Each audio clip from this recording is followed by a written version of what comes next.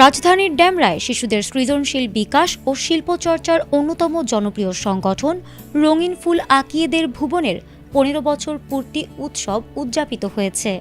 এই উপলক্ষে ড্যামরার কোনাপাড়ার স্থানীয় বিনোদন কেন্দ্র মিনি কক্সবাজারে দিনব্যাপী এক বর্ণিল উৎসবের আয়োজন করা হয়। অনুষ্ঠানে প্রধান অতিথি হিসেবে উপস্থিত ছিলেন ঢাকা বিশ্ববিদ্যালয়ের চারুকলা অনুষদের ডিন ডক্টর আজহারুল ইসলাম চঞ্চল। বিশেষ অতিথি হিসেবে উপস্থিত ছিলেন ঢাবি চারুকলা অনুষদের ভাস্কর্য বিভাগের অধ্যাপক কাউসার হাসান টগর এবং যুক্তরাষ্ট্রের ক্যালিফোর্নিয়া স্টেট ইউনিভার্সিটির কমিউনিকেশন বিভাগের চেয়ারম্যান ডক্টর মোহাম্মদ আবু নাসের। দিনব্যাপী এই আয়োজনে শিশুদের আঁকা ছবির প্রদর্শনী, সাংস্কৃতিক অনুষ্ঠান এবং সৃজনশীল কর্মকাণ্ডের মধ্য দিয়ে মুখরিত হয়ে ওঠে পুরো উৎসব প্রাঙ্গণ। অতিথিবৃন্দ শিশুদের এই শিল্পচর্চার প্রশংসা করেন এবং তাদের মানসিক বিকাশে এ ধরনের উদ্যোগের গুরুত্ব তুলে ধরেন।